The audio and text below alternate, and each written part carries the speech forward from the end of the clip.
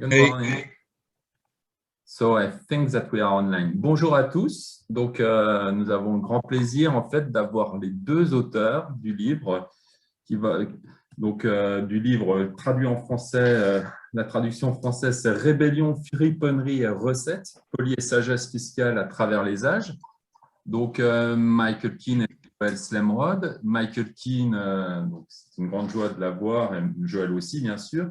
Est l'ancien directeur adjoint du FMI ou juste encore directeur adjoint du FMI en livre, chef de division de la politique fiscale, de la division de coordination fiscale.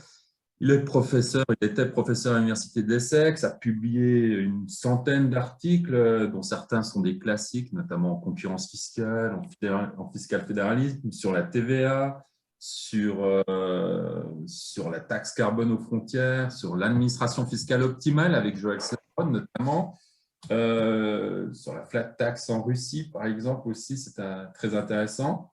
Donc, Mick va présenter son livre. Enfin, Joël Slemrod, qui nous a rejoint, ce n'était pas prévu au départ, mais c'est parfait, est professeur à l'Université du Michigan, a également travaillé une référence en matière de finances publiques et de taxation. Pour l'avoir lu personnellement, j'ai particulièrement apprécié son livre sur les systèmes fiscaux, Tax System, publié avec Guy Linzer au MIT Press. Et donc là, nous allons avoir l'honneur, le privilège d'avoir les deux auteurs de ce magnifique livre qui reprend un millénaire d'histoire de l'impôt avec ses folies et ses sagesses. Maintenant, je me tais, je te laisse la parole, Michael. Merci, Greg. Tu es très gentil, comme d'habitude. Je suis très content d'avoir cette opportunité de parler un petit peu de ce livre avec Joe. Oui, c'est un grand honneur pour nous. Et merci à Ferdy et bienvenue tous. OK. Et maintenant, je vais parler en anglais, si vous me permettez. Ça sera mieux, enfin, je crois. OK. Et donc, so let me try to... Juste un point, donc nous allons avoir une version originale où on va alterner anglais et français. Ceux qui veulent suivre que le français regardent sur leur application Zoom, il y a interprétation. Nous avons des interprètes pour la version française. Et de même, pour ceux qui suivent qu'en anglais, il y a un canal spécial uniquement en anglais. Donc, on pourra alterner. Et sinon, la version originale, je passerai au français et Mick et Joël sera certainement en anglais. Voilà, je me tais. Merci. Bien, parfait. Thanks very much again, Greg. Merci, Greg. Alors, voici la couverture du livre et nous en sommes très fiers. Un petit peu métaphorique, il y a d'excellentes illustrations dans le livre. Alors, on dit qu'il ne faut pas juger un livre par sa couverture en anglais, mais on serait ravis que vous jugiez ce livre sur cette couverture.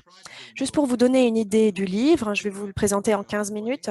Finalement, ça a commencé il y a assez longtemps, c'est-à-dire que depuis des années, Joël et moi, on échangeait des histoires sur les impôts. Et ma femme, Géraldine, m'a dit peut-être que vous devriez vous y mettre sérieusement et écrire un livre sur toutes ces anecdotes. Et donc, on s'est dit qu'effectivement, ça ferait un bon livre. Ce n'est pas vraiment censé être un résumé ou un recueil d'histoires un petit peu étranges sur les taxes, mais plutôt on utilise ces anecdotes pour éduquer, divertir les gens et pour aussi faire passer des messages assez simples sur les questions fiscales, que ça plaise aux experts et aux non-experts. Une partie de notre motivation, c'est que notre profession, donc économiste en finances publiques, eh bien, ce type de profession n'a pas très bien réussi à expliquer aux non-économistes ce qu'on pense de la fiscalité, les principes fondamentaux, etc. Et donc, finalement, l'objectif, c'est de réfléchir aux questions fiscales de façon plus intéressante et plus utile pour les gens. Ce sont des choses auxquelles on ne pense pas forcément tous les jours à tout moment. Donc, on a essayé d'être divertissant. Et donc, finalement, l'une des citations préférées pour ce livre, c'est le blockbuster de l'été sur la fiscalité. Bon, je ne sais pas si ça met la barre très haut. Je ne sais pas s'il y a déjà eu des blockbusters sur la fiscalité, et si c'est le hit de l'été, mais peu importe. En tout cas, on va vous donner un avant-goût de ce qu'on a fait dans ce livre. C'est un livre qui est structuré finalement comme un manuel de finances publiques. On parle des idées générales sur la fiscalité, on parle d'équité, d'efficacité, fiscalité optimale, on parle d'administration fiscale et à la fin, on essaie de voir où tout cela va nous mener. Donc même si ce n'est pas dit explicitement, vous voyez qu'il y a une structure de manuel d'économie publique finalement.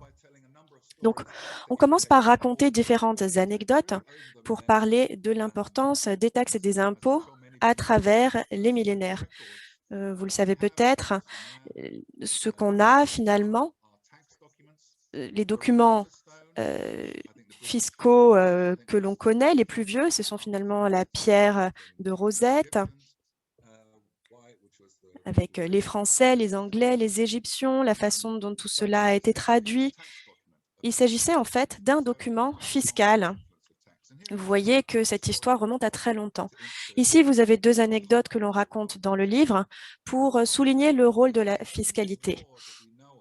Tout d'abord, à gauche, c'est la première guerre qui aurait été déclenchée par un incident fiscal. C'est la guerre des 10 centimes, une guerre donc qui s'est déroulée à la fin du 19e siècle entre le Chili et la Bolivie et le Pérou de l'autre côté. Et en fait, au milieu du 19e siècle, il y avait un territoire qui était réclamé par la Bolivie, qui en fait était un désert. Donc, personne ne s'en souciait, personne ne souhaitait le posséder. Mais après, on a découvert des réserves de nitrates, de sorte que la terre est devenue très précieuse. Il y a de nombreuses entreprises qui ont commencé à s'installer pour extraire ces ressources. Et la Bolivie a mis une taxe sur l'extraction de nitrates en ajoutant la promesse que ce taux d'imposition ne changerait pas pendant 10 ou 20 ans. Je ne me souviens plus. En fait, c'était une clause de stabilité fiscale. C'est quelque chose que l'on trouve encore dans des contrats actuels.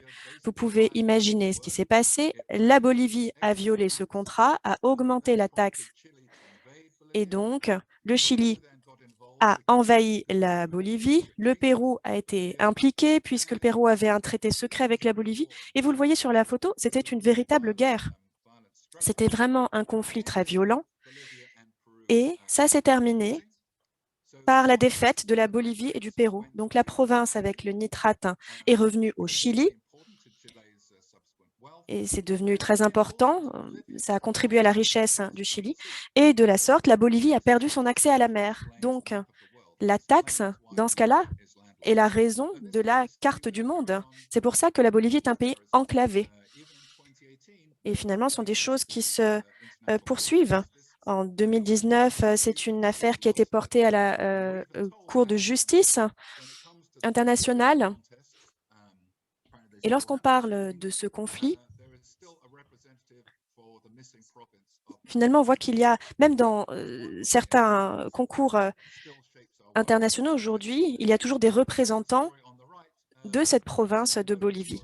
À droite, c'est une autre anecdote, vous la connaissez peut-être. Vous voyez ici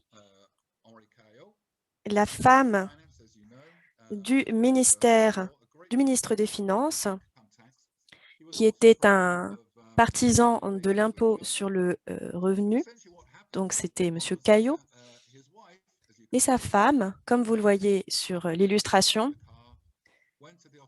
s'est rendue un jour au bureau du Figaro. Elle a attendu le rédacteur en chef et elle l'a tué. Pourquoi? Parce qu'en fait, le Figaro lançait une campagne contre Caillot. Et dans cette campagne, il prévoyait de publier une série de lettres que Joseph Caillot avait écrites à sa femme. Le problème, c'est que lorsqu'il avait écrit ces lettres, il était marié à quelqu'un d'autre. Donc, cela aurait créé un immense scandale. Et donc, Henriette Caillot a décidé d'aller tuer le directeur du Figaro. Donc, c'était une affaire qui a été largement couverte par les médias. Et finalement, c'était à la même date à peu près, il y a eu le début de la Première Guerre mondiale. Elle a été acquittée car on a jugé qu'il s'agissait d'un crime passionnel. Quelle est la leçon à tirer de cette histoire? Bon, pas de leçon fiscale finalement, c'est simplement une anecdote très intéressante. Mais ça vous donne un petit peu une idée de ce que vous trouverez dans le livre. Comme je l'ai dit, on parle beaucoup de l'idée d'équité en termes de fiscalité et de taxation. L'un des thèmes du livre, c'est ce que les pouvoirs publics essaient de faire. Et finalement, c'est quelque chose qui n'a pas vraiment changé depuis la pierre de Rosette. Ils essaient finalement d'extraire des ressources et d'augmenter les recettes. L'objectif, c'est de ne pas détruire la base des contribuables, l'assiette fiscale, et que ce soit le gouvernement, le dirigeant, le roi, il faut faire en sorte de survivre, politiquement ou même littéralement. Donc à gauche, vous voyez une illustration où l'équité n'était pas représentée. Il s'agit de Baibora, qui est encore un héros au Sierra Leone. Il a mené une révolte contre les Britanniques. Les Britanniques avaient voulu imposer une taxe sur les huttes en Sierra Leone, qui était très répandue, et cela a déclenché une révolte contre les Britanniques menée par ce monsieur que vous voyez à l'écran. Au bout du compte, les Britanniques ont réussi à mater la rébellion et ils ont même fini par brûler des villages, détruisant ainsi leur base fiscale. Et cela vous montre ce qui se passe lorsque les impôts et les taxes ne sont pas perçus comme étant justes ou équitables. Et ce qu'on apprend aussi, c'est qu'il y a autre chose qui se passe lorsqu'un impôt est introduit. Donc, dans ce cas, ce n'était pas uniquement la taxe en tant que telle, mais la façon dont la taxe interférait avec les droits des chefs tribaux. La façon dont la taxe était mise en œuvre était perçue comme très insultante. Donc, les taxes peuvent déclencher des révoltes, mais ce n'est pas uniquement parfois le seul déclencheur. À droite, c'est l'une des anecdotes préférées de Joël.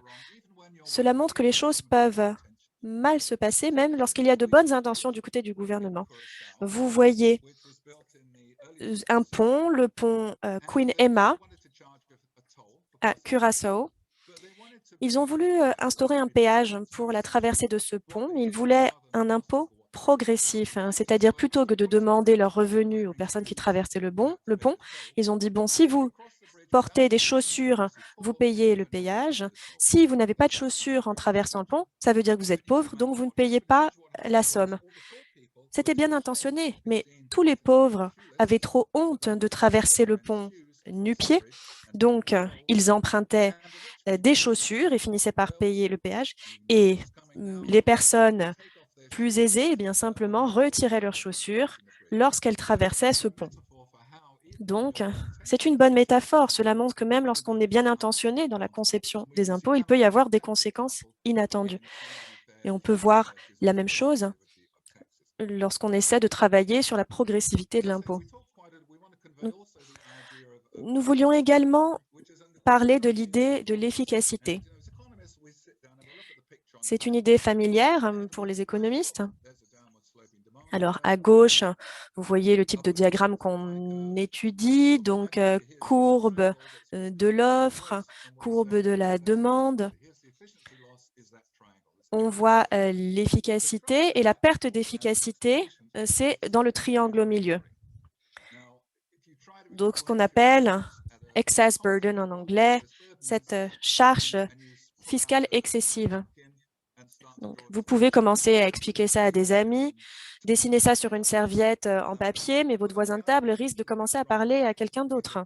À l'inverse, on pense que la photo à droite est bien plus clair. Donc, en France et en Grande-Bretagne, il y a eu une taxe sur les fenêtres. Et on a vu les conséquences. C'est-à-dire que le nombre de fenêtres était censé être corrélé à la richesse des individus, mais finalement, certaines personnes ont fini par condamner certaines fenêtres. Donc là, c'est une bonne illustration d'une charge fiscale excessive. Donc, on sait qu'il doit y avoir des fenêtres, on sait à quoi ressemblent des fenêtres, mais on voit également qu'il n'y a pas de fenêtres. Donc, finalement, ça traduit bien cette idée de fardeau excédentaire, de charge fiscale excessive. Ce sont des choses qui ne sont pas là, c'est-à-dire un travail qui ne va pas être fait, des investissements qui ne vont pas se produire. C'est une idée difficile à expliquer, mais quand on parle de fenêtres qui sont condamnées, je crois que c'est une bonne illustration. Pour en revenir à ce thème général du livre, l'objectif de la fiscalité qui ne change pas vraiment, ce qui change, c'est la technologie. Aujourd'hui, on a tendance à se dire que cet impôt sur les Windows était très étrange. Mais en tout cas, dans l'histoire de la Grande-Bretagne, il est suggéré que c'était quelque chose de très intelligent finalement. Avant la taxe sur les fenêtres, il y avait une taxe sur les cheminées, sur les foyers, ce qui impliquait que quelqu'un entre chez vous et compte le nombre de foyers, de feux de cheminée qu'il y avait. Donc là, il y avait des problèmes de vie privée. Et c'était finalement quelque chose qui a pu mener à la révolution de 1688, alors que là, les fenêtres, on pouvait les compter sans rentrer dans la propriété. Donc évidemment, il y a eu ces effets indésirables, mais finalement, c'était assez intelligent au début.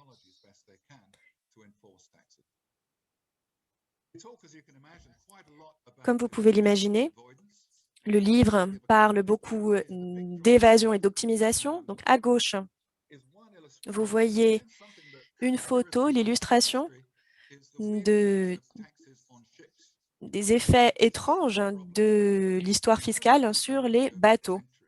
C'est quelque chose d'assez compliqué et ça remonte à des siècles.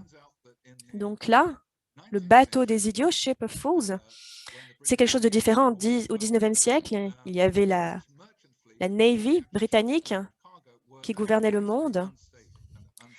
Et il y avait des bateaux qui étaient très peu sûrs parce qu'il y avait une taxe qui menait à des bateaux avec une forme très longue et fine. Alors évidemment, ni Joël ni moi-même ne sommes spécialistes de bateaux, mais c'était des bateaux très instables. À droite, donc vous voyez un bateau néerlandais. Vous vous rendez compte que le pont du bateau est très étroit. C'est parce que la taxe, en fait, se fondait sur cette surface. Et donc, vous voyez que le bateau est très fin à l'avant et très large au niveau de l'eau. Et c'est l'une des raisons pour lesquelles les Néerlandais, finalement, ont réussi à avoir un excellent empire. Ils construisaient de bons bateaux et c'était un bon exemple d'évitement fiscal. Pour la photo en bas à droite, vous voyez William et Edward Vesty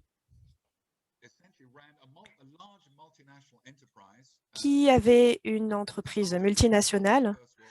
Ça avait commencé avant la Première Guerre mondiale. Ils ont fait une fortune.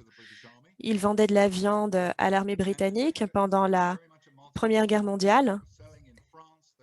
Ils vendaient en France. Ils élevaient du bétail en Argentine et en Australie. Ils avaient des entreprises également ailleurs. Ils avaient des bateaux réfrigérés. Comme vous le voyez, il y avait différentes opportunités. Et c'était vraiment comme une multinationale. Donc, quand on parle du projet BEPS, par exemple, quand on parle des prix de transfert, on pense à la dette, on pense à l'évasion fiscale finalement. Les frères Vesty faisaient tout cela il y a 120 ans. Donc, c'est une bonne façon pour nous de commencer à parler de la fiscalité internationale sur la base de cette histoire. Alors, à gauche, c'est une citation de l'administration fiscale britannique qui disait que finalement, c'était comme essayer de presser du riz au lait, c'est-à-dire qu'il n'avait pas une bonne prise sur toutes ces questions-là. Ils ont formé une dynastie, et comme on la raconte dans le livre, dans les années 1970, la reine a décidé qu'elle serait sujette à l'impôt sur le revenu. Donc, elle devrait payer cet impôt. Et Lord Vestey, à l'époque, aurait dit que ça veut dire que je suis le seul qui ne paye pas d'impôt sur le revenu. Et enfin, nous parlons dans le livre beaucoup de l'administration fiscale, de l'exécution fiscale. Nous parlons du roi Henri VIII au XVIe siècle, de l'échange d'informations. Mais juste pour vous donner quelques exemples, nous avons vu que les changements technologiques dans l'histoire ont joué un rôle important dans la manière dont la fiscalité a évolué, malgré le fait que les objectifs de la fiscalité n'ont pas vraiment évolué. Dans ce que vous voyez à gauche, c'est quelque chose qui n'est vraiment pas numérique, c'est quelque chose qui vient de la Chine du IIIe siècle avant Jésus-Christ. Ça s'appelle un Ji. Et c'est un objet qui est très beau. Vous pouvez en voir une copie dans le musée de la fiscalité à Pékin. Il y a donc en effet des musées de la fiscalité à travers le monde. Il en existe un à Pékin. Et c'est un objet en bronze, très beau, avec de l'or. Et il y a deux parties de cet objet. Et c'était utilisé pour mettre en œuvre des exonérations fiscales. Donc un bateau qui descendrait un fleuve en Chine et qui avait une exonération fiscale auprès d'un prince en particulier, pour mettre en œuvre ces exonérations, il y avait deux parties de cet objet. Une partie était transportée sur le bateau avec les biens et l'autre partie de l'objet était maintenue par la douane. Et le bateau était exonéré des impôts si ces deux parties de l'objet pouvaient être mises ensemble. Donc, c'était assez intelligent. Et cela ressemble à un morceau de bambou. Et donc, ça me fait penser que les Chinois devaient utiliser cette astuce longtemps avant l'émergence de cet objet, en utilisant du bambou pour donc mettre en œuvre ces exonérations fiscales. Mais donc cela a des similarités même avec des technologies modernes comme la blockchain. Nous parlons beaucoup du recouvrement de l'impôt, de l'exécution fiscale. L'image centrale vous sera familière. Nous parlons de la manière dominante de recouvrer les impôts à travers l'histoire, surtout sur les impôts, les taxes sur les transactions liées aux biens. Un exemple le plus connu en France, voici, vous pouvez voir la fin des agriculteurs de l'impôt en 1793, à cause de la mauvaise réputation de l'exécution fiscale en France, ils ont mal fini. Mais une fois que les livres ont été équilibrés entre le gouvernement et les collecteurs d'impôts, il s'avérait qu'en fait, le gouvernement devait de l'argent aux services d'imposition. Et la dernière image à droite, c'est une autre histoire qu'on aime bien, c'est une personne sur la statue, c'est quelqu'un qui s'appelle Robert Hart. C'est quelqu'un de l'Irlande du Nord. Et au milieu du 19e siècle, il s'est rendu en Chine et est devenu le chef du service de douane impériale de la Chine et est devenu très respecté pour avoir mis en place une organisation douanière de très bonne qualité, très peu corrompue, une très bonne organisation qui a joué un rôle très important dans l'effort de moderniser la Chine de manière plus générale. Il a été honoré par l'impératrice Cixi et elle l'a honoré ainsi que tous ses ancêtres même.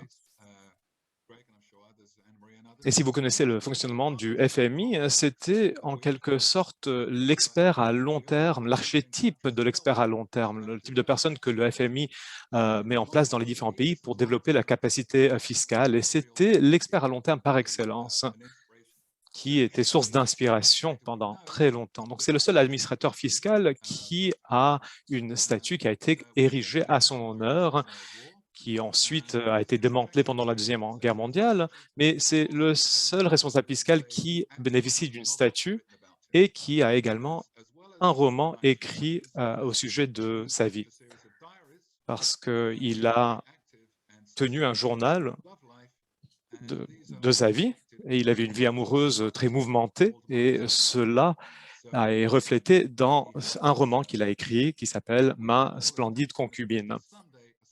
Donc peut-être que les spécialistes fiscaux pourront espérer à ce que des statues soient érigées à leur honneur. Peut-être que c'est quelque chose qui arrivera à Joël, mais certainement pas à moi. Donc sur ce, Greg, merci de votre patience, et maintenant je vous repasserai le micro. Merci. Merci. Merci beaucoup pour cette présentation très rapide, très intéressante du livre. N'hésitez pas à poser des questions en anglais ou en français. Je pourrais les transmettre à Michael Keane. Joël, do you want to add something to... Est-ce que vous voulez rajouter quelque chose avant que nous abordions la session de questions-réponses? Parle tout français, so I will speak English. Donc, je vais vous parler en anglais. Et je pense qu'on devrait aborder les questions-réponses tout de suite. Bon, moi, je vais commencer. En matière, avec tout ce que vous avez travaillé pour ce livre, avec tout ce que vous maîtrisez, quelles seraient, selon vous, les priorités, question un peu bateau, les priorités pour des pays en développement, puisqu'on est suivi surtout par des économistes et des fiscalistes qui travaillent dans les pays en développement. En matière de réforme fiscale, quelles seraient les priorités, les grands enseignements que l'on peut extraire de votre livre? Okay, maybe I can start. Bon, je vais peut-être me lancer et je vais voir ce que Joël veut ajouter ensuite. Mais je pense que c'est une question difficile. Dans le livre, nous évoquons un monsieur qui s'appelle Richard Good, qui était chargé des affaires budgétaires au FMI, et il a dit que trop souvent, les experts étrangers se rendent dans les pays et imposent des systèmes fiscaux basés sur celui de leur pays d'origine. Et il dit que souvent, ces systèmes ont des caractéristiques supplémentaires qui ne sont pas adoptées dans les pays en question. Donc, je crois qu'il y a une leçon à tirer au sujet de la modestie. Et je reviendrai peut-être plus tard, mais une des choses qui me frappe lorsqu'on écrit un livre sur la fiscalité à travers les siècles est de voir à quel point cela peut prendre beaucoup de temps pour construire des systèmes fiscaux effectifs. Si je vous parle du pays que je connais le mieux, l'Angleterre, la Grande-Bretagne,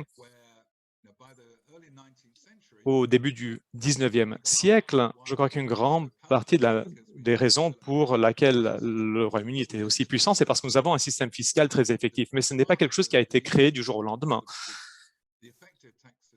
Le système effectif de l'imposition au Royaume-Uni, il y a des débats sur le point d'origine de ce système fiscal, mais il a dû émerger 150 ans plus tôt, peut-être au milieu du XVIIe siècle, avec la guerre civile ou avec la révolution des portes. Mais cela prend beaucoup de temps pour créer des systèmes fiscaux, pour construire des choses telles que la redevabilité nécessaire, créer des services d'État puissants et solides. Et même aujourd'hui, lorsqu'on pense du travail fiscal dans les pays en développement, on se dit que peut-être 5 ans, c'est du moyen terme en parlant de réforme fiscale, mais en fait 5 ans, c'est une période de temps très courte. Donc, une des leçons qu'on doit garder en tête, c'est qu'il faut être réaliste en ce qui peut être réalisé dans une période de temps restreinte. Et je pense que lié à cela, beaucoup d'événements qui ont conduit à des systèmes fiscaux solides, c'était des événements peu plaisants. Une des raisons pour lesquelles nous avons des systèmes fiscaux solides dans beaucoup de nos pays avancés, c'est le fait qu'on ait eu des guerres mondiales, par exemple, et on ne recommanderait pas aux autres pays d'avoir ce type de guerre, bien sûr. Mais pour revenir à l'argument de Richard Good, et peut-être que vous avez des opinions sur ce point également, je pense qu'on pourrait avancer l'idée que nous avons fait des fautes historiques dans certains systèmes que nous avons imposés dans les pays en développement. Si vous prenez les impôts sur les entreprises, par exemple, dans beaucoup de pays en développement, est-ce qu'ils avaient vraiment besoin de systèmes d'imposition pour les entreprises qui étaient aussi complexes que ça et qui deviennent de plus en plus complexes? Ou si on pense au CAIO, ça veut dire que est-ce que les pays francophones africains, est-ce que le projet CAIO a vraiment eu sens? Donc peut-être qu'il est trop tard de revenir en arrière, mais on pourrait dire que peut-être il aurait fallu commencer différemment dans les pays à faible revenu, de ne pas penser l'impôt sur le revenu comme un impôt de masse, mais quelque chose qui commence avec les personnes qui sont très riches et qui serait ensuite étendu. Et c'est ce qu'on a vu dans le développement de l'impôt sur le revenu britannique. Donc je ne suis pas sûr si cela nous aide vraiment pour l'avenir, mais cela nous aide peut-être à comprendre certaines des fautes que nous avons faites dans notre passé. Mais Joël, peut-être que vous avez quelque chose à ajouter à cela? Oui, merci. Je ne comprends pas vraiment la question, en fait, mais en me basant sur la réponse de Mick, je peux en fait peut-être comprendre la question. Est-ce que vous pouvez me dire la question en anglais? Oui, je suis désolé, ma question était la suivante, très générale. Je voulais dire, quelles leçons, qu'est-ce qu'on peut apprendre à partir de votre livre sur l'imposition, sur la fiscalité dans les pays en développement? Ou, oui, d'accord. Donc, oui, c'est ce que j'avais bien compris. Bon, je laissais Mick répondre à ça, on peut continuer. Bon, c'est très bien.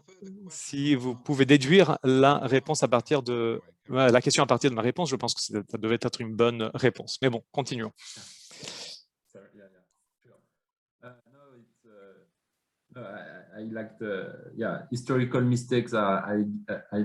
Les fautes historiques, c'est une bonne idée.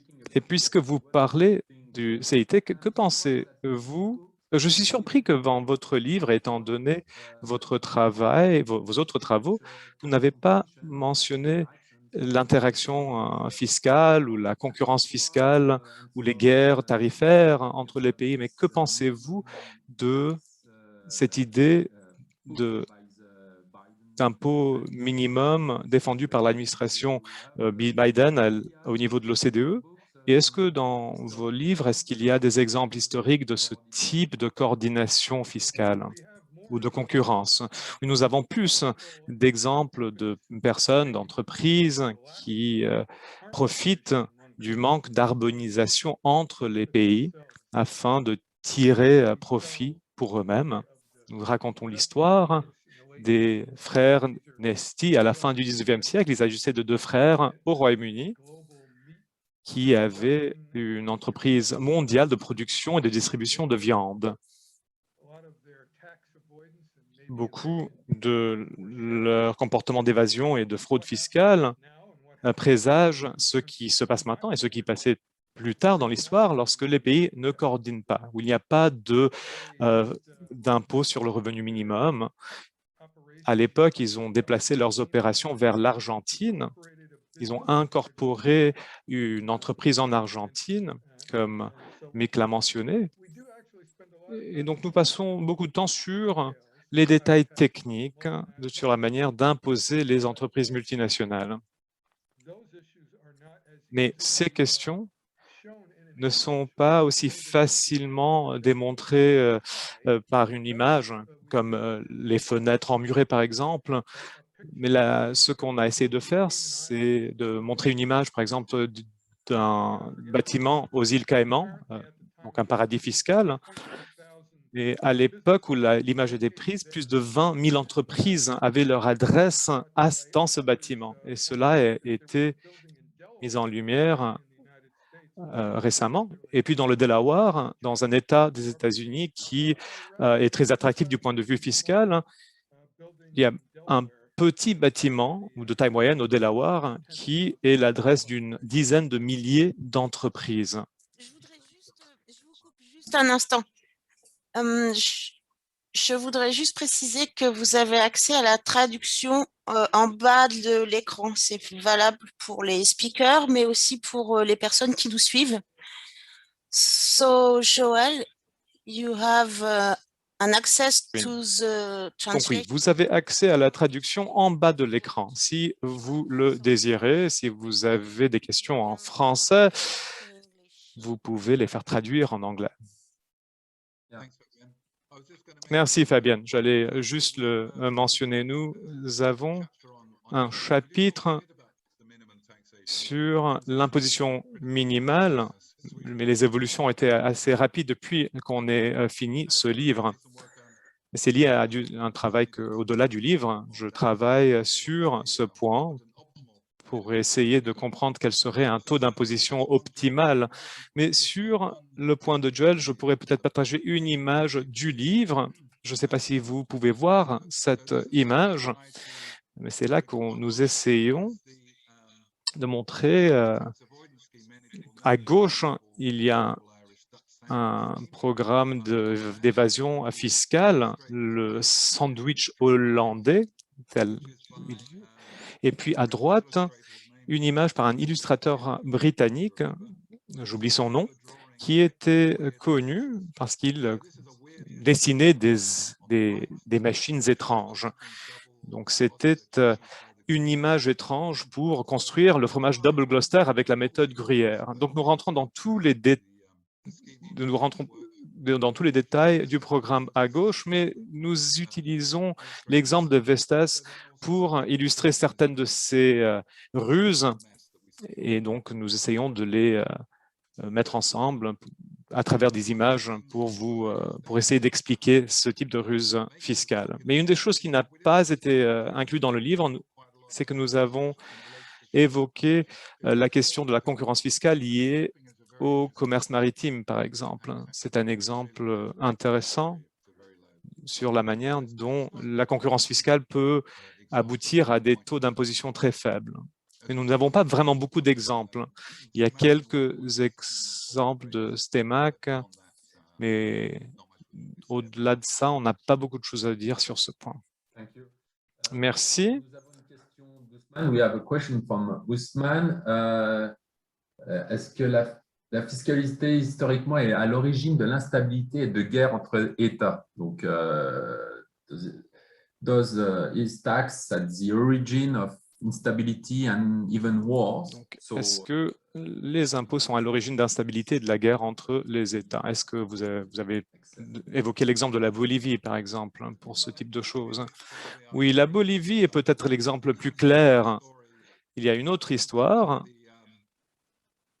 On se dit souvent que la guerre d'indépendance américaine était liée à une augmentation de l'impôt sur le thé dans les colonies. Mais en fait, ce n'est pas du tout vrai. Ce que le Royaume-Uni avait fait, et c'était de diminuer l'impôt sur le thé. Et pour vous dire un peu plus sur cela, en fait, nous avions un impôt sur le thé qui a été prélevé dans les colonies américaines. Ce n'était pas une taxe, un impôt très populaire, mais les Britanniques voulaient garder cet impôt en tant que principe.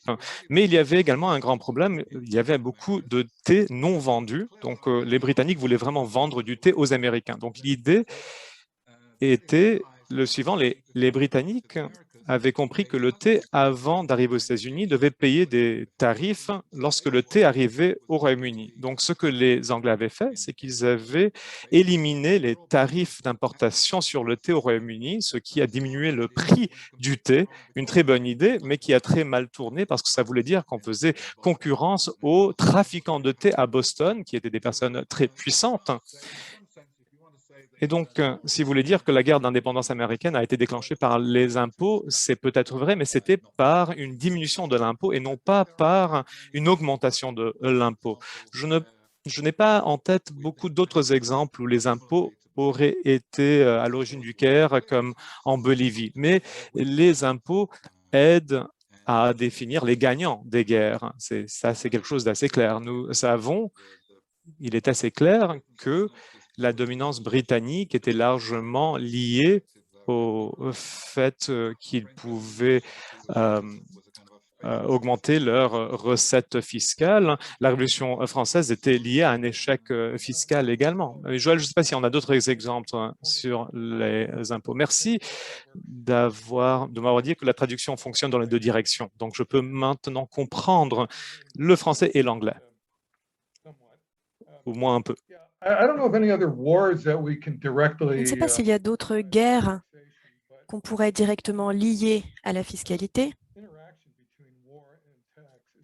mais il y a un lien qui va dans les deux sens entre les guerres et les impôts, les taxes. Je pense qu'on peut dire que la progressivité de l'impôt sur le revenu au Royaume-Uni, aux États-Unis et peut-être ailleurs est due en partie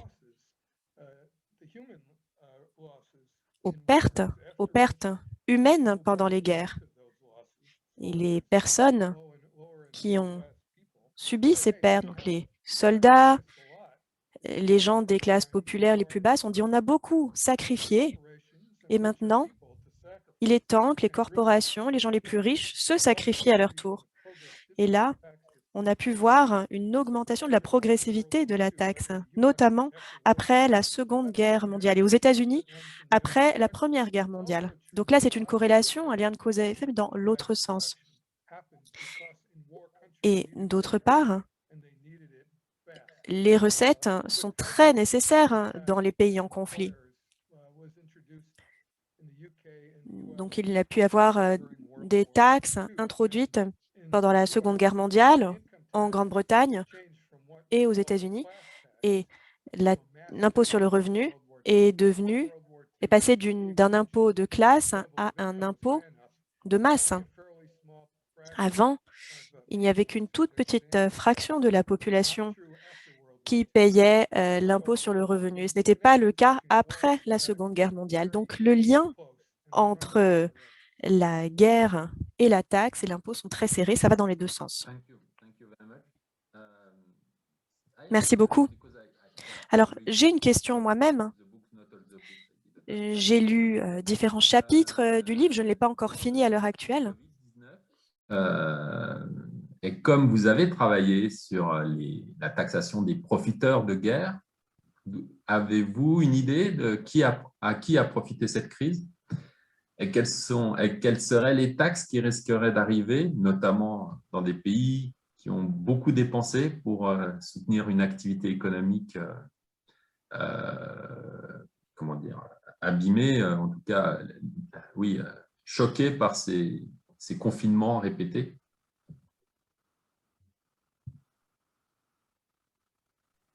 You want to go first, Joel, or do you want me? Yeah, I'll take that one. Joël, tu y vas d'abord? Oui, je vais répondre. Eh bien, c'est une excellente question. L'analogie entre la pandémie du Covid et la guerre. Et c'est une analogie vraiment fascinante, en fait. Il est vrai qu'aux États-Unis, à l'heure actuelle, nous envisageons une augmentation très progressive. L'administration a dit qu'elle voulait collecter plus de recettes, mais en taxant les corporations et seulement pour les individus dont les revenus étaient supérieurs à 400 000 $. Donc, si cela se produit,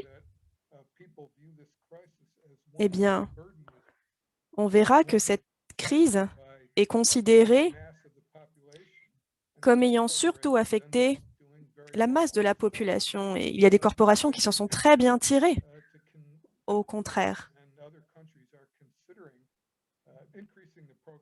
Et effectivement, on voit que les États-Unis et d'autres pays souhaitent augmenter la progressivité de l'impôt.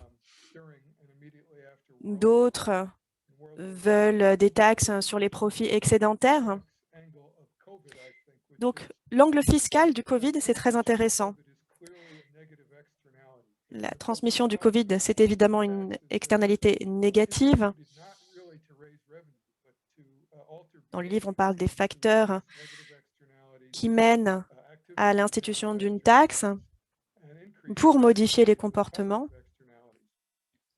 pour augmenter les externalités positives. On sait que l'impôt, ce n'est pas forcément le meilleur instrument politique pour ce faire. Je crois que le Covid en est un bon exemple.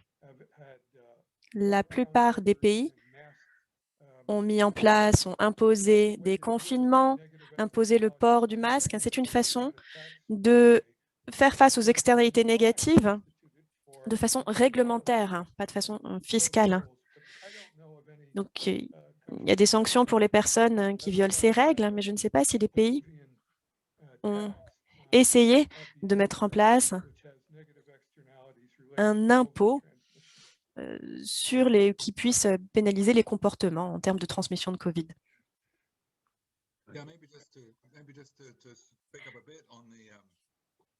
Oui, je souhaiterais revenir sur la taxe sur les profits excédentaires. Comme l'a dit Joël, c'est une idée à laquelle on commence à penser, dont on discute. Et il y a des antécédents dans le passé, puisque pendant les 2 guerres mondiales, de nombreux pays, les grandes puissances de guerre, avaient des taxes sur les profits excédentaires. Ils avaient de nombreuses recettes. Pour le Royaume-Uni, c'était, je crois, 1/4 de ces recettes fiscales qui provenaient de cette taxe. Quelque chose d'assez similaire aux États-Unis, je crois. Pour la France, je ne sais pas, mais je sais qu'en 1939, même avant le début de la Seconde Guerre mondiale, l'Angleterre et peut-être la France et l'Allemagne ont introduit ce type de taxe. Et ensuite, ce sont des taxes qui ont pris des formes différentes, mais celles qui ont bien fonctionné étaient finalement des taxes qui avaient un taux de retour, et puis ensuite on payait selon différentes tranches fiscales. Il y a un débat actuel sur la réforme de l'impôt sur les sociétés. Il y a sans doute des leçons à tirer. Dans notre livre, il y a des cas où les pays ont introduit ce qu'on pourrait appeler une taxe solidaire, taxe sur la solidarité pour les urgences nationales. Par exemple, les Allemands avaient ce type de taxe pour la réunification, le Japon pour les catastrophes naturelles. C'est souvent quelque chose qui s'ajoute à une taxe existante, impôt sur les revenus, impôt sur les sociétés. Donc la question est très intéressante. Est-ce qu'il va y avoir une fenêtre de solidarité qui va mener à l'introduction d'un tel impôt? Peut-être est-il trop tard, peut-être que le moment est passé. Dans tous les cas, c'est une question très intéressante. Merci. Merci. Vous pouvez aussi prendre la parole, me dit Fabienne, pour poser des questions en direct à nos 2 présentateurs. Donc, j'ai une question de M. Abdoulaye. J'ai une question d'ailleurs de Oui. M. Mahaman Eladji Ousmane. Enfin, qui veut prendre la parole. Je peux Ok. lui donner la parole? Parfait. Sure.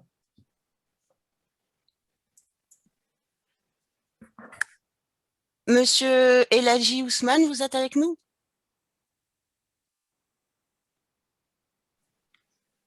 Le micro est coupé. Allô, vous me recevez? Oui, c'est bon. Allô? Oui, on vous entend. Allô, Grégoire, vous me recevez? Oui. Oui, c'est bon. Oui, Allô? on vous entend. Oui, Allô? c'est bon. Allô? Allô, Grégoire? C'est a priori un peu compliqué. Je ne sais pas si... Allô, Grégoire, vous me Nous, on recevez? vous entend très, très bien. Allô? J'ai activé l'audio, mais je ne vous reçois pas. Si vous me recevez, levez-moi la main, Grégoire, comme ça je saurai. J'entends. C'est bon.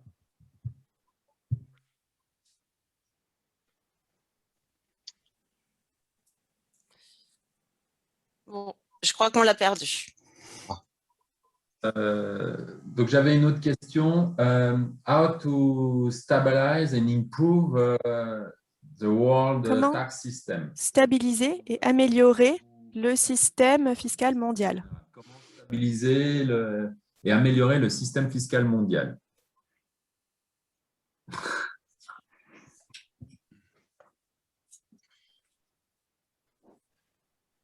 You want to I go? leave very broad questions to my co-author. Ah, okay. Pour les questions très vastes, je les laisse à mon co-auteur. I guess one thing, first of all, Alors, tout d'abord, on the international corporate tax side of things. il y a tout l'aspect impôt sur les sociétés au niveau international. For example, in the book, we talk about Dans notre livre, the prince of the kind of century-old norms of taxation. nous parlons des principes, des normes de la fiscalité, le transfert de profits.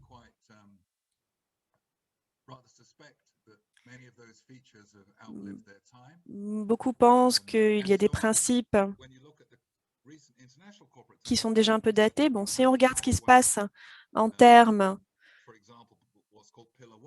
d'imposition des multinationales, le pilier 1 de l'OCDE, par exemple, taxation au niveau des pays de destination, il y avait différentes formules mises en place.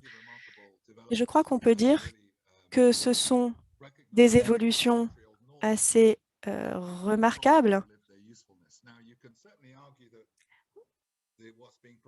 On pourrait dire que ce qui a été proposé est tout de même limité et assez compliqué. Est-ce que ça va stabiliser les choses à court terme? Qui sait? En tout cas, ce sont des évolutions qui laissent à penser qu'il y aura plus de stabilité, parce qu'il y aura plus de cohérence au niveau du système fiscal mondial. Et je pense qu'on peut dire la même chose de la proposition de taux d'imposition minimum. Peut-être ma réponse est-elle un peu trop réductrice, mais pour les gens comme moi qui se sont intéressés aux impôts sur les sociétés au niveau international depuis très longtemps, finalement, on voit que ce qui se passe ces 2-3 dernières années, c'est absolument incroyable. Et finalement, c'est une évolution très positive. Je crois qu'il y avait également une question sur la traduction du livre en français. Alors, le livre n'est pas traduit en français, pour le moment en tout cas. On serait ravis d'avoir des bénévoles pour le faire. En tout cas, ce serait formidable d'avoir une traduction en français de ce livre. Voilà ce que je peux répondre à cette question. Et sur les guerres, bon, je crois qu'on en a parlé. Joël a déjà répondu. Je crois qu'on a couvert à peu près toutes les illustrations qu'on pouvait fournir sur les guerres et les conflits. Il y a sans doute d'autres choses à dire, puisque les liens entre les taxes et la guerre sont très étroits. Donc, je pense qu'on a dit tout ce qu'on avait à dire sur le sujet, mais c'est assez intéressant. Par exemple, la TVA n'a pas grand-chose à voir avec les guerres, mais bon, je crois que pour l'instant, c'est tout ce qu'on peut en dire. Merci. Merci. Moi, je pense qu'au CRD, on pourra désigner certains volontaires pour traduire, et pour fournir cet effort de traduction en français qui serait nécessaire, effectivement. Wonderful. Wonderful. Comme on parle, since we are speaking about CIT, do you have examples of tax incidents? Est-ce que vous auriez des exemples d'incidences fiscales, puisqu'on sait que parfois, lorsqu'on taxe les profits, le résultat n'est pas forcément le bon, et le livre est plein de très bons exemples d'incidences fiscales. Eh bien, il y a eu des épisodes historiques assez intéressants où la charge fiscale, l'incidence finalement, n'arrive pas là où on le pensait, là où on l'aurait voulu. Aux États-Unis, il y a quelques décennies, il y avait un impôt, une taxe sur les yachts. L'idée, c'était d'améliorer la progressivité du système fiscal général. Et le contexte était très compréhensible. Les gens qui achetaient des yachts étaient les plus riches. Et c'est sans doute vrai. Mais même si je ne pense pas qu'il y ait une étude très pointue là-dessus, il y a une partie de cette charge fiscale qui a pesé pas sur les personnes qui souhaitaient acheter des yachts, mais sur ceux qui fabriquaient les yachts. Des gens qui, donc, en moyenne, n'étaient pas des gens très riches. Donc là, on voit que la charge fiscale passe du consommateur à une partie de la chaîne d'approvisionnement. Et je crois que on a pu prouver que la Grande-Bretagne a un système fiscal très intéressant, très inhabituel. Il y a eu une taxe sur les domestiques. Encore une fois, l'idée, c'était d'améliorer la progressivité de l'impôt. Les gens qui étaient suffisamment aisés pour pouvoir engager des domestiques devraient s'acquitter de cet impôt, mais sans qu'il y ait eu une étude très complète sur l'incidence, on a pu voir qu'une partie de cette charge a pesé sur des femmes domestiques, ou qui auraient pu être domestiques, mais en raison de la taxe imposée, n'ont pas été engagées. Donc, on voit que l'incidence fiscale ne fait pas suffisamment partie du débat public. La taxe sur les transactions financières qui a été proposée, bon, c'est un exemple. On essaie de montrer par des exemples assez parlants que l'incidence, finalement, n'est pas forcément ce que suggère le nom de la taxe en question et que ne correspond pas forcément aux intentions des partisans de cette taxe. Oui, je suis ravie que vous ayez posé cette question, Greg, puisque dès le début, on a dit que ce qu'on essaie de faire, c'est de transmettre ces idées, non seulement aux économistes, mais à un plus vaste public. Et ça, c'est une idée très difficile à transmettre. Joël l'a expliqué. Donc, on essaie de préjuger de l'incidence de la taxe, donc la taxe sur les transactions financières, la taxe Robin des Bois. Donc là, on préjuge un petit peu de l'impact de cet impôt. Et donc, ce n'est pas facile à dire où l'incidence va se trouver. Mais en tout cas, on peut essayer d'y réfléchir et essayer de ne pas se laisser berner par des noms. Donc, mon anecdote préférée sur cette question de l'incidence, c'est en Angleterre. Les Anglais, au XIIe siècle, je crois, ont découvert ce serait bien d'instituer une taxe sur la laine, une source de recettes pour le roi.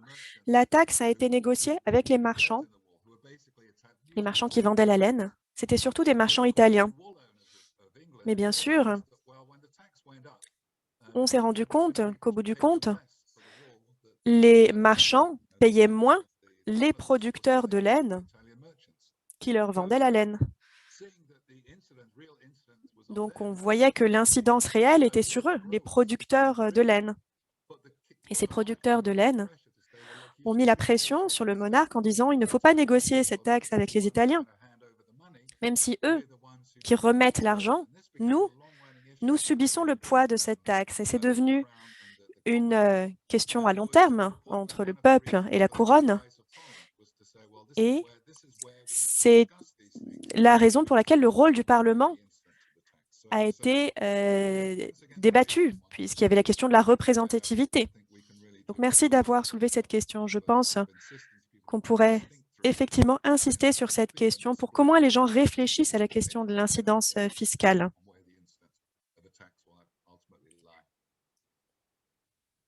Merci, oui, l'incidence fiscale. La taxe sur les yachts est très récente en France. Elle a été introduite, enfin, une nouvelle version, juste pour rebondir sur la réflexion de Joël Slemrod, lorsque le gouvernement de Macron a modifié l'ISF, l'impôt sur les grandes fortunes, a réintroduit une taxe sur les yachts il y a 1 an ou 2 ans.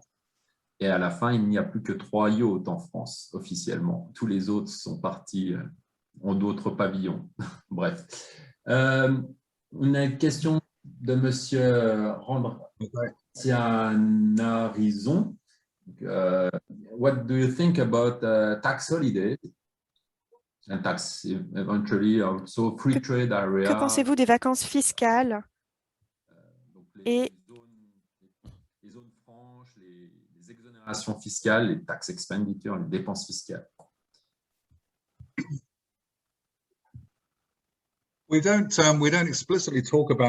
Nous n'abordons pas de manière explicite cette question des zones franches. Nous ne parlons pas vraiment des questions douanières actuelles, mais sur les exonérations, nous racontons beaucoup d'anecdotes pour illustrer les dangers liés aux exonérations fiscales. Je pense qu'on les connaît bien aujourd'hui.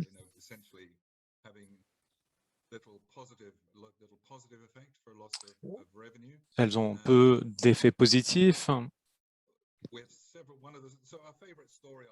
Notre histoire préférée sur ce point, qui ne répond peut-être pas directement aux zones franches en Afrique, mais juste pour partager une belle histoire avec vous sur les exonérations, et que même les exonérations qui sont bien intentionnées peuvent avoir des effets secondaires non désirés. Il s'agissait de l'Argentine qui avait une taxe sur les célibataires et beaucoup de pays dans l'histoire ont eu des taxes, des impôts sur les célibataires, peut-être parce qu'on considère que les célibataires n'ont pas de responsabilités familiales, donc ils devraient peut-être payer plus d'impôts, ou pour encourager les célibataires à prendre une épouse. Donc l'Argentine avait ce type d'impôt. Mais ils ont compris que se passe-t-il lorsque un homme demande à une femme de l'épouser et qu'elle le rejette? Ça serait difficile d'imposer quelqu'un qui ne veut pas être célibataire, mais qui n'a pas de choix. Donc, certains officiels ont créé une exonération pour les célibataires qui pouvaient prouver qu'ils avaient demandé à une femme en mariage et qu'elle les avait rejetés. Et ce qui s'est passé ensuite, c'est qu'un groupe de femmes, des femmes qui rejetaient les demandes en mariage professionnellement, et ces femmes signeraient un document pour dire que vous l'avez demandé leur main en mariage, mais qu'elle vous avait rejeté. Ce qui résume assez bien mon attitude en ce qui concerne beaucoup d'exonérations fiscales. Superficiellement, il semblerait que ces exonérations sont assez persuasives, mais elles peuvent conduire à une perte de recettes et à des conséquences un peu ridicules et néfastes. Mon histoire préférée sur les exonérations, et probablement n'est pas vraie, mais c'est une belle histoire. Et il s'agit de l'impôt anglais sur les chiens qui a été mis en place parce que les nobles ne voulaient pas que les chiens des paysans interfèrent dans les chasses. Donc, il y avait une taxe sur les chiens, mais il y avait une exception pour les chiens sans queue, parce qu'il y avait une idée à l'époque selon laquelle les chiens sans queue étaient inutiles. Et vous voyez peut-être où je vais en venir avec cela.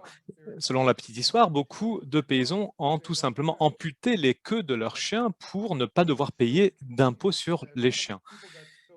Et certaines personnes sont devenues tellement habituées à voir certains chiens sans queue que, donc jusqu'à ce jour, ces races de chiens ont leur queue amputée, même si cette taxe n'existe plus. C'est mon histoire préférée, mais il s'avère que cette histoire n'est probablement pas vraie. Mais c'est une belle histoire, on la raconte dans le livre, mais on avertit tout de même nos lecteurs que cette histoire n'est probablement pas vraie, même si on peut la trouver sur Internet un peu partout.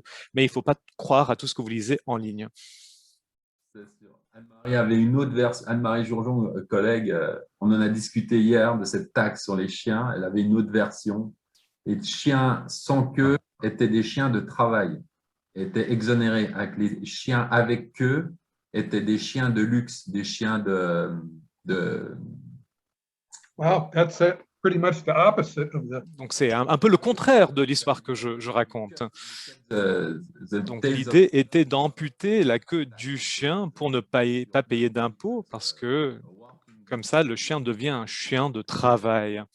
So the behavioral response is the Donc, same. la réponse comportementale est la même, mais l'intention derrière, l'impôt est différente dans ces deux versions de la même histoire. Pardon? I'm just thinking we had another, there's a dog tax story that we looked Il at. y a that une didn't- histoire d'impôt sur le chien qui n'a pas été inclus dans le livre, liée à la Première Guerre mondiale. Est-ce que vous vous souvenez, Joël? Je crois que c'était dans certaines régions de la France occupée où les Allemands avaient imposé donc un impôt parce que les chiens étaient assez importants pendant la Première Guerre mondiale, il me semble. Et en fait, c'était un acte de résistance de tuer les chiens. Et c'était une des réponses comportementales qu'on n'a pas inclus dans le livre, mais c'était une histoire de massacre de chiens. On pensait que ça ne serait peut-être pas, ça ne vendrait pas très bien le livre. Thank you. En parlant d'exonération, est-ce que vous avez des exemples ou des histoires ou des leçons à tirer d'une approche dynamique de la fiscalité, notamment les questions, par exemple, d'amnistie fiscale, tax amnesty, or a dynamic view of taxation, I mean. Une vision dynamique de l'imposition, parce que parfois, les impôts sont peut-être trop statiques. Nous ne parlons pas vraiment de cet aspect d'amnistie fiscale. Nous évoquons pas mal les raisons pour lesquelles les personnes respectent ou pas les impôts. Nous parlons de la perception de la punition possible. Nous parlons des différentes mesures actuelles pour échanger l'information fiscale, mais pas vraiment sur les mesures de publication volontaire. Mais je ne sais pas si peut-être Joël a quelque chose à l'esprit sur ce point. Yeah, by now I don't remember 100. Non, je ne me souviens pas tout ce qui a été inclus dans le livre. Made it onto the cutting floor. Even though Et ce qu'on a rejeté, le livre est assez long, mais le projet du livre, la première version, était plus longue d'un tiers. Et donc, un certain nombre d'histoires n'ont pas été inclus dans la version finalisée. Et nous savons que comprendre l'impact de certains impôts, il faut distinguer les réponses à court terme des réponses à long terme. Et c'est un problème aujourd'hui aux États-Unis, parce que l'administration Biden propose une augmentation très importante des bénéfices en capitaux. Et si vous voulez comprendre quelles sont les réponses comportementales, il faut faire très attention de distinguer les effets à court terme des effets à long terme. Si l'impôt sur les gains en capital allait augmenter à partir du 1er janvier 2022, on peut être sûr qu'il y aurait beaucoup de ventes d'actifs, de biens, de gains en capitaux vers la fin de 2021. Une quantité en tout cas beaucoup plus grande qu'autrement. Donc, c'est une différence de timing. C'est des ventes qui auraient lieu plus tard, mais la vente aurait lieu plus tôt pour éviter l'impôt. Donc, c'est une question technique. Si vous voulez comprendre une réaction comportementale, il faut vraiment distinguer les réactions à court terme des réactions à long terme. Nous évoquons nous avons quelques pages sur ce qu'on appelle la cohérence temporelle. Nous ne l'appelons pas tel quel dans le livre, mais on n'en parle pas dans le contexte d'amnistie, mais en termes de la perception des capitaux. Pourquoi, après la Première Guerre mondiale, on n'a pas eu un prélèvement de capitaux en une fois, mais il y avait des questions justement de contraintes temporelles, et si on mettait en place un tel système aujourd'hui, les personnes penseraient aux conséquences à long terme, et on parle peut-être de l'amnistie dans ce contexte. Il y a une question de crédibilité. Si on donne une amnistie aujourd'hui, quelle serait la conséquence? Donc, on ne parle pas vraiment d'amnistie historique, mais on raconte cette histoire dans le contexte du débat sur les prélèvements sur les capitaux. Cohérence temporelle des décisions et des politiques fiscales. Exactly. Euh, Exactly, yeah. Donc, Ouais, la question, exactement. pourquoi, oui, bon, la réponse est déjà dans la question. Pourquoi la taxation dans les pays en développement qui sont permanents, qui sont en conflit permanent, reste moins importante? On a déjà on a déjà la réponse dans la question. Yeah, I think that's right. I think the interesting thing may be to sort of Oui, ce turn qui est intéressant serait peut-être de renverser la question un peu. Et vous connaissez peut-être mieux la réponse que moi. Quelles seraient les meilleures manières d'augmenter les recettes dans les États fragiles? Il y a différents types de fragilité, mais quels seraient les meilleurs moyens d'augmenter les recettes dans ces contextes? Et c'est peut-être quelque chose que les Jean Shefferdy pourraient nous conseiller. On aborderait peut-être les douanes pour dire que les douanes sont la manière la plus simple d'augmenter les recettes, mais il y a certains pays qui ne contrôlent pas les frontières. Donc aujourd'hui, il s'agirait peut-être d'augmenter les recettes de la téléphonie mobile et de ce type de choses, mais je n'ai pas vraiment beaucoup d'éléments sur les réponses à cette question, sur la meilleure manière de renforcer les capacités pour augmenter les recettes dans ce type de pays. Fabienne, est-ce qu'il y a des interventions en direct? Non, non, non. Non, c'est bon. Non. Pas de tentative. Donc on a... Yeah, please. there was a question. I'm not quite sure. Oui, il y avait une question, je ne suis pas sûr si c'était bien traduit, mais sur les images qu'on utilise dans le livre. Yeah, I'm not quite sure I understood the question, but Je ne suis pas sûr si j'ai bien compris la question, mais nous aimons bien les images, parce que comme vous avez bien compris, nous pensons que les images racontent très bien une grande partie des histoires de manière plus accessible aux lecteurs que les schémas de l'offre et de la demande. Donc, nous essayons de bien utiliser, de tirer parti de ces images. Et si vous avez des histoires, par exemple, nous avons bien noté votre histoire sur l'impôt sur les yachts. Nous avons donc une grande demande pour vos histoires, peut-être pour une deuxième édition de ce livre, même si je ne pense pas que je vivrai aussi longtemps. Mais Joël et moi, nous avons essayé de mettre sur pied un site web et nous aimerions que les gens contribuent avec des histoires étranges liées à la fiscalité. Mais il y a quelques images qu'on voulait utiliser, mais on n'a pas pu le faire pour des raisons de copyright. Mais nous avons vraiment essayé de bien travailler les images dans le livre. Ce n'est pas vraiment un livre d'images. Je sais que mon frère ne lirait pas le livre s'il n'y avait pas d'images. Donc, nous avons bien des images dans le livre. Je pense que nous avons le record pour le plus d'images dans un livre sur la fiscalité. La dernière fois que je l'ai compté, je crois qu'il y en avait 70. Et c'est parce que parfois, les images racontent d'une manière plus dynamique la question, de manière plus frappante que 1000 mots. Et en écrivant le livre, nous avons toujours gardé en tête à quel point il est difficile d'enseigner un cours sur la fiscalité de manière à ce que ça soit un cours dynamique et que ça engage les apprenants. Et donc, j'espère que ceux d'entre vous qui sont des enseignants, nous espérons que vous pourrez utiliser ce livre comme manuel supplémentaire à tout manuel que vous utilisez. Nous essayons que ce marchera bien avec nos étudiants. Exemples et d'images qui permettent d'attirer l'attention des étudiants et même des décideurs, pas que des étudiants, des décideurs sur des questions importantes de fiscalité. Votre livre est vraiment très utile pour ça.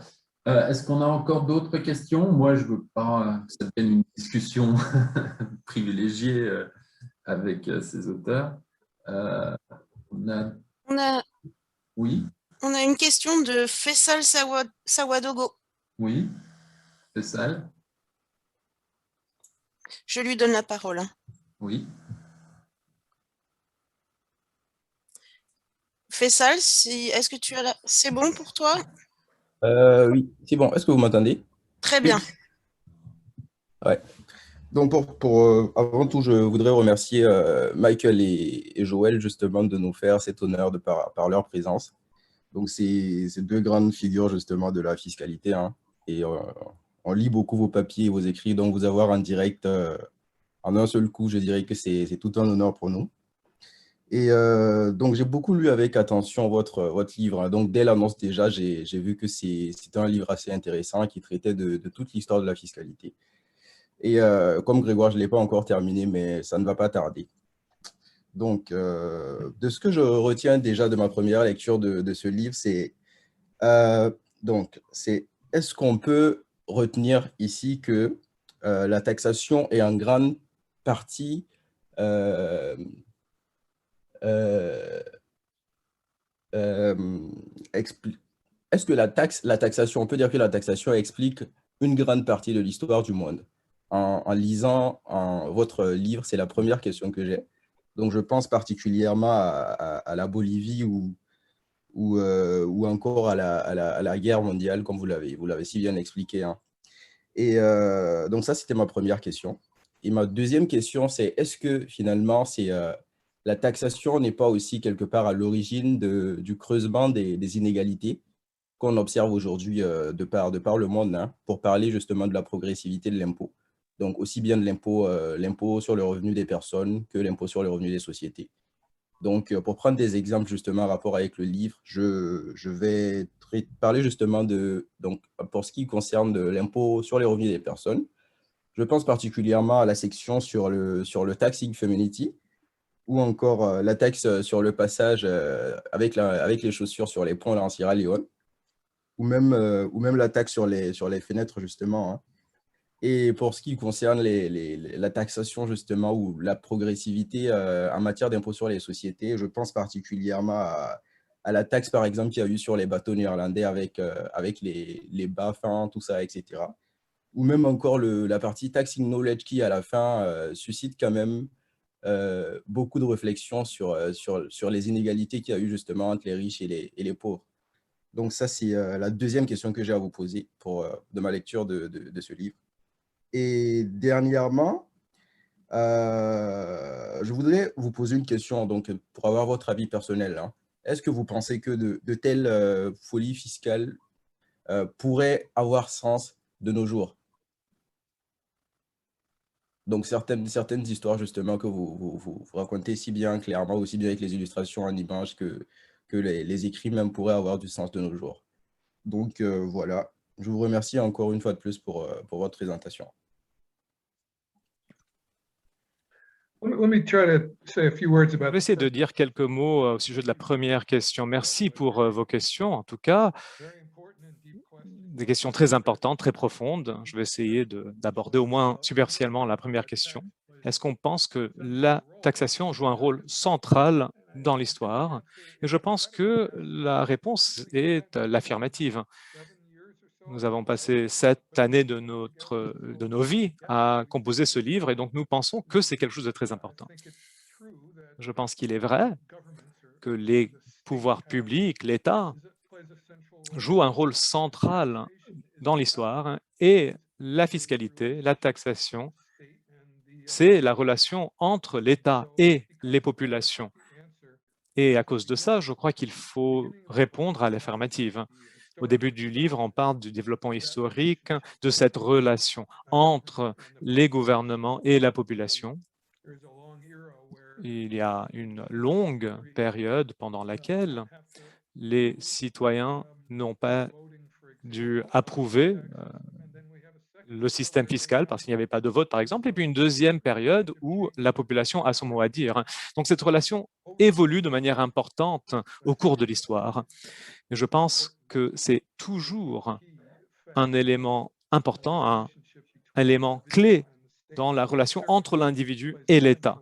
Donc, l'imposition joue un rôle central au cours de l'histoire.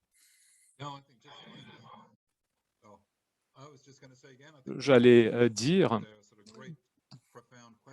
que c'est des questions très profondes, très importantes. En tant que spécialistes fiscaux, on doit s'assurer à ne pas penser que la fiscalité explique tout. Certains pensent que le président Kennedy a été assassiné à cause des exonérations fiscales liées au pétrole et au gaz. Nous ne sommes pas d'accord avec cette théorie, mais je pense que la fiscalité représente plus que ce que les gens pensent généralement. Pendant des années, Joel et moi, nous regardons l'index pour voir ce que les gens disent sur les impôts et c'est assez surprenant de voir que beaucoup de personnes ne parlent pas d'impôts. On lit l'histoire de l'Empire russe et il y a tout simplement une note sur la page 312 sur les impôts. Mais c'est sûrement pas vrai, ça ne reflète pas la réalité de l'histoire. Une grande partie derrière la motivation pour rédiger ce livre était liée au fait que les impôts sont beaucoup plus importants que ça. Et nous aimerions que les gens comprennent mieux et pensent plus aux impôts et à la fiscalité. Nous décrivons... Il y a aussi une citation d'un livre qui s'appelle « Le roi pâle », il me semble. Oui, « Le roi pâle », qui a été... C'est censé être le meilleur livre, meilleur ouvrage littéraire sur les impôts, écrit par un écrivain qui travaillait pour les impôts américains. Et il a dit que le secret de la politique fiscale, c'est que c'est ennuyeux, c'est super ennuyeux. Et pourquoi est-ce que c'est tellement ennuyeux? C'est parce que grâce à ça, les gouvernements peuvent faire ce qu'ils veulent parce que personne ne s'intéresse à ces questions. Et je pense que c'est ce qu'on veut faire avec ce livre. On veut dire que les impôts ne sont pas seulement importants, mais c'est aussi intéressant. Thank you. Et pour ce qui concerne maintenant les inégalités, parce que, alors,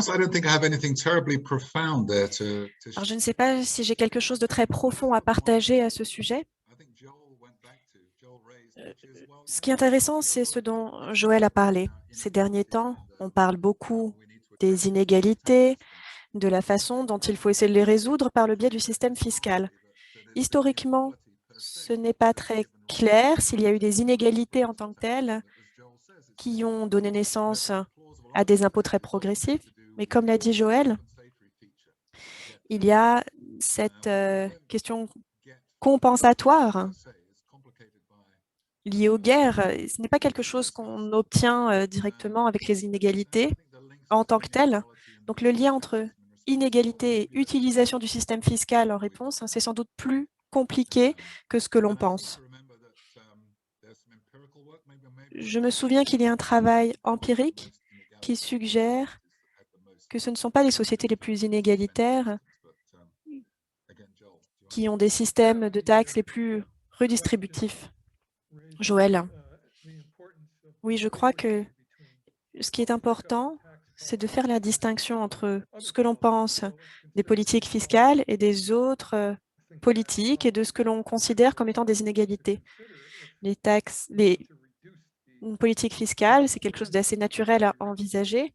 Si on veut réduire, par exemple, le revenu des plus riches, il faut augmenter donc la progressivité de l'impôt sur le revenu. En tout cas, c'est ce qui se passe aux États-Unis. Mais autre façon, c'est de fournir plus de ressources aux membres les plus pauvres de la société. Et ce qu'on appelle l'impôt, la fiscalité, c'est un instrument parmi d'autres et sans doute même pas le meilleur. Donc, le programme pour lutter contre la pauvreté aux États-Unis est lié à un système de crédit d'impôt sur le revenu. Mais j'imagine qu'il y a d'autres programmes qui pourraient améliorer le bien-être des pauvres dans la société, qui ne vont pas être administrés par le biais du système fiscal, mais par le biais de l'amélioration du système de santé, d'éducation, de l'environnement.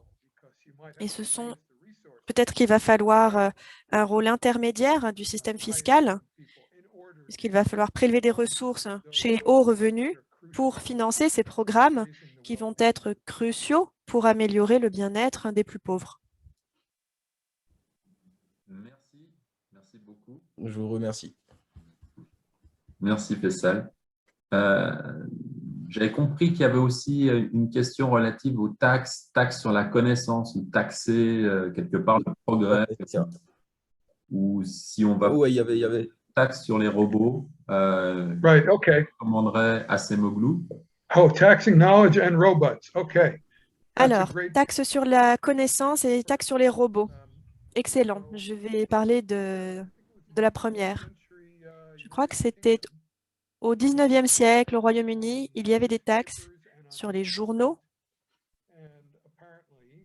et sur toutes les publications. Apparemment, ce sont des taxes qui ont été introduites car le gouvernement n'était pas satisfait de certains articles de presse lorsqu'il critiquait le gouvernement. Et donc, il y a eu des gens qui se sont opposés à cette taxe, qui l'ont appelée la taxe sur la connaissance. Mais finalement, ça rappelle ce dont on parle dans le livre, à savoir qu'il y a eu des noms très créatifs donnés aux taxes pour encourager le soutien ou l'opposition à une taxe. Et la taxe sur la connaissance, effectivement, c'est un bon exemple. Exemple plus récent aux États-Unis, un effort des républicains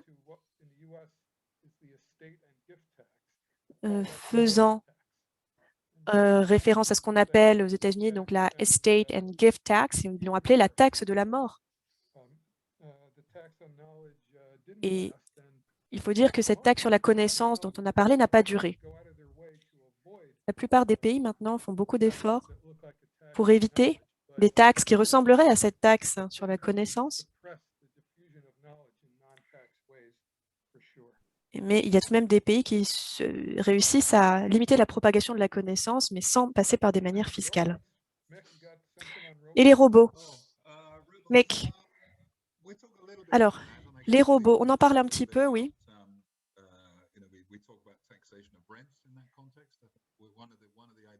On a parlé de la fiscalité dans ce domaine, sur les questions d'incidence. On parle de la taxation des loyers également.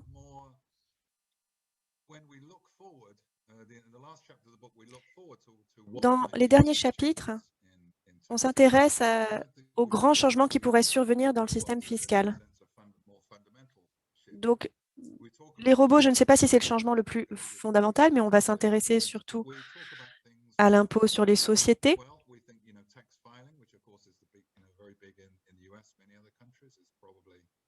À tout ce qui est déclaration d'impôts, aux États-Unis notamment.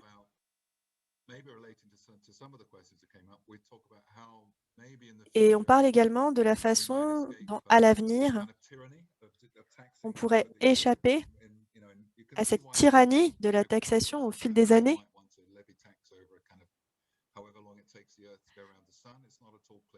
Et évidemment, dans les sociétés modernes, ce serait bien d'éviter de lever des impôts pendant des cycles extrêmement longs. Il y a également des administrations fiscales qui s'impliquent également du côté de la dépense, donc crédit d'impôt par exemple. Donc avoir une vision à long terme, le bien-être, tout en répondant à des besoins à court terme, les besoins de la population du côté de la dépense. Donc si on regarde ce qui va se passer à l'avenir, eh bien, de façon plus fondamentale, on parle également donc de l'impôt sur le revenu. Finalement, le revenu, c'est le meilleur élément. À l'époque, on avait d'autres choses à prendre en compte pour établir l'impôt, les fenêtres, etc. Aujourd'hui, finalement, c'est intéressant d'utiliser le revenu. Eh bien, peut-être qu'après, on va s'intéresser au génome pour voir quelles sont les caractéristiques qui vont permettre de lever une taxe. Donc, les robots, ça peut faire partie de cela. Une dernière question. On a pas mal de doctorants, de PhD students who are listening. La dernière question de Tarna Silou qui rejoint un peu des questions de recherche. Fait penser aussi à votre anecdote, enfin l'histoire sur les ponts de Curaçao, du pont de Curaçao. Comment la taxe, l'histoire de la taxe, vous pouvez la relier aux travaux de Thaler, et on pense au livre, Monsieur Siloué pense au livre de Thaler, Nudge, de paternalisme libertarien. Donc, behavioral economics. By reading several chapters of your book, En lisant quelques chapitres de votre livre, on a l'impression que vous nous racontez des histoires sur les impôts et déjà vous êtes dans l'économie comportementale, vous parlez de façon implicite du nudge, etc. Mais peut-être que je ne suis pas objectif, puisque effectivement j'ai lu ces ouvrages également, notamment le livre de Thaler. Oui, c'est une très bonne question. Joël? Eh bien, il y a une grande partie du livre, effectivement, qui parle de la réponse comportementale à l'impôt. L'offre de main-d'œuvre, toute la réponse en termes d'optimisation, d'évasion. Quand on parle de comportement aujourd'hui, les gens parlent d'économie comportementale. Et comme le savent les doctorants, parmi les participants, il faut aller au-delà du modèle rationnel de décision, de prise de décision, et comprendre qu'il peut y avoir des anomalies comportementales, qu'il peut y avoir une mauvaise perception de l'impôt parce qu'il y a des biais intégrés. Donc, dans le livre, on évoque des exemples comme les taxes sur les cigarettes, sur le fait de fumer, le tabagisme. Quelle est la justification? Pas une externalité standard, mais ça peut être une internalité. Beaucoup de fumeurs, finalement, sont myopes. Ils ne prennent pas en compte les effets à plus long terme sur leur santé. C'est la même chose, les gens ne vont pas épargner suffisamment, vision à trop court terme. Donc, je pense qu'on sait qu'il y a des gens qui sont comme ça, qui ont ce type de biais, qui sont myopes, qui ont une vision à court terme. Il faut voir les changements ensuite qui s'opèrent en termes de politique fiscale. Aux États-Unis, il y a beaucoup de politiques qui pourraient traiter de ces questions, mais qui seraient rejetées par les personnes sur le terrain, qui seraient vues comme une intrusion dans leur vie privée.